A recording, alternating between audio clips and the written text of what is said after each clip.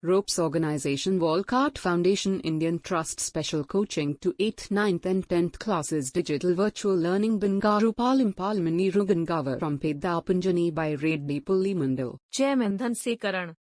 Director Drive Sri Lata.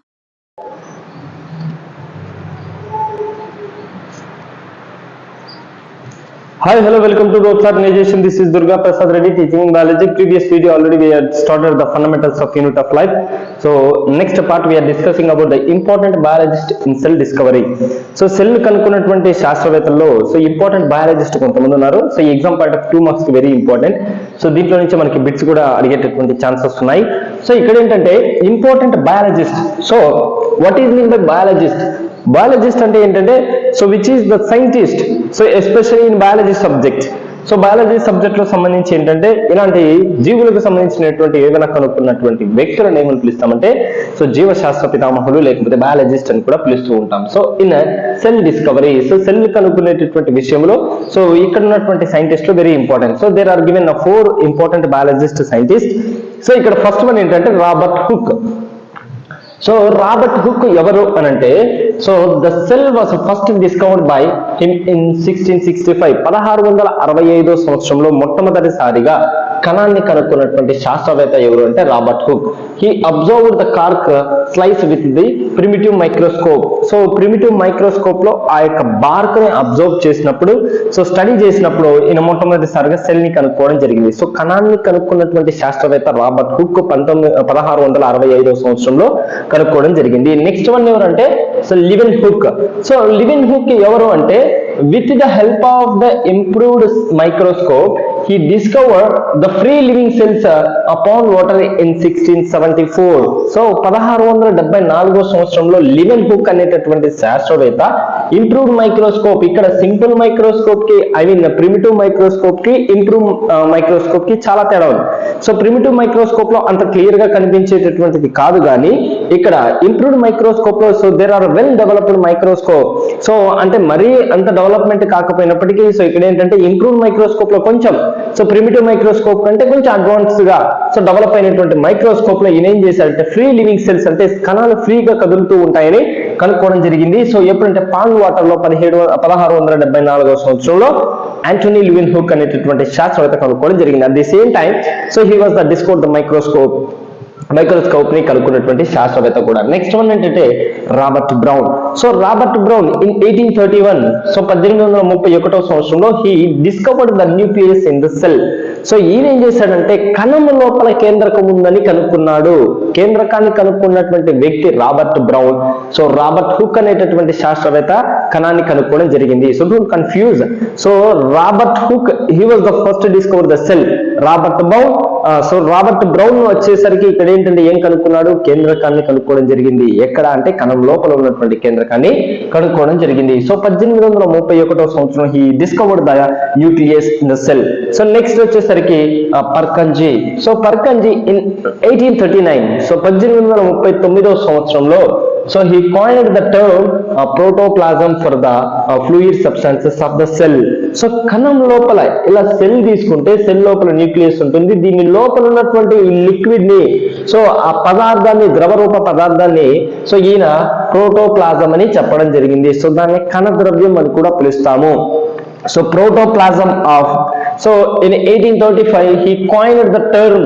So ఆ పదాన్ని కనుక్కున్నటువంటి శాస్త్రవేత్త ఎవరంటే Purkinje. So protoplasm of the fluid substance of the cell. So fluid substances ని కనుక్కోవడం జరిగింది. సో ఎవరు అంటే Purkinje. So these are the important biologist of in cell discovery. అంటే కణాన్ని కనుక్కునే విషయంలో కణం లోపల ఉన్నటువంటి సబ్స్టాన్సెస్ ని కనుక్కునేటటువంటి విషయంలో ఇంపార్టెంట్ సైంటిస్ట్ ఎవరంటే Robert Hooke, Leeuwenhoek, Robert Brown and Purkinje. So వీళ్ళు ఇంపార్టెంట్ సైంటిస్టులు.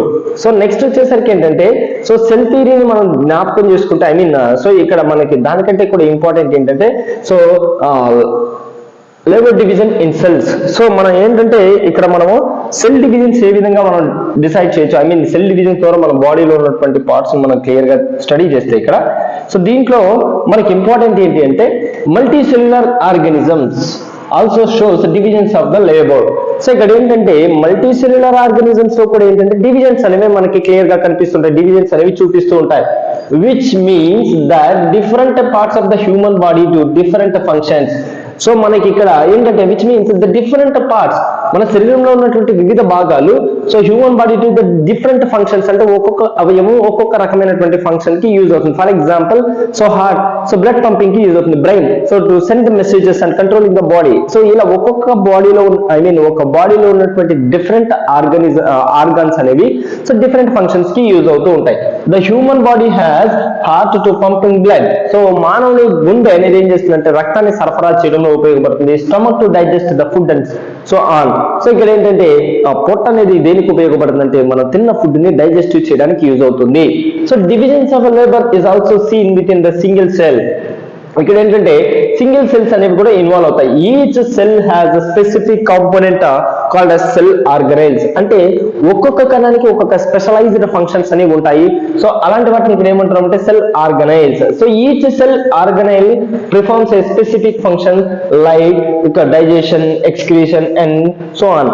సో ఇక్కడ ఏంటంటే ప్రతి కణము కూడా ఏంటంటే ఇప్పుడు ఫర్ ఎగ్జాంపుల్ మనం తీసుకున్నటువంటి ఆర్గాన్ లో ఉన్నటువంటి ఇండివిజువల్ సెల్స్ కూడా ఏంటంటే సో ఇండివిజువల్ గా డిఫరెంట్ ఫంక్షన్స్ లో ఇన్వాల్వ్ అవుతాయి. వాటికి ఎగ్జాంపుల్ గా మనం డైజెషన్ లో తీసుకోవచ్చు, లేదా ఎక్స్క్రీషన్ లో తీసుకోవచ్చు, సో మిగిలినటువంటి ఫంక్షన్స్ అన్ని తీసుకోవచ్చు. ఇప్పుడు ఫర్ ఎగ్జాంపుల్ చూడండి, సో ఇక్కడ మనకి ఏంటంటే ఫస్ట్ సెల్ జైగోట్.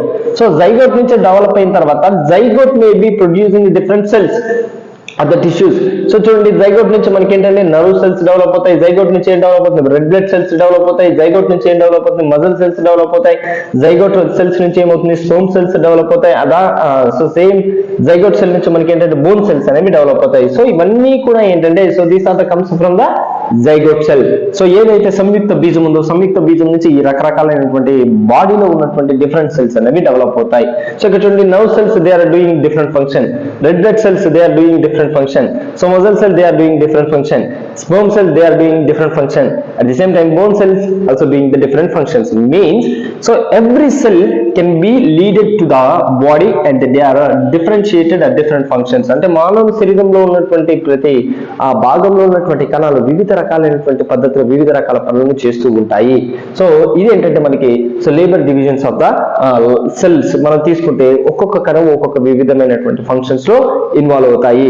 సో ఈ వీడియోలో సో దీనికి సంబంధించి మీకు ఏదైనా డౌట్స్ అనిపిస్తే కామెంట్ బాక్స్ లో కామెంట్ చేయండి. Thank you one and all.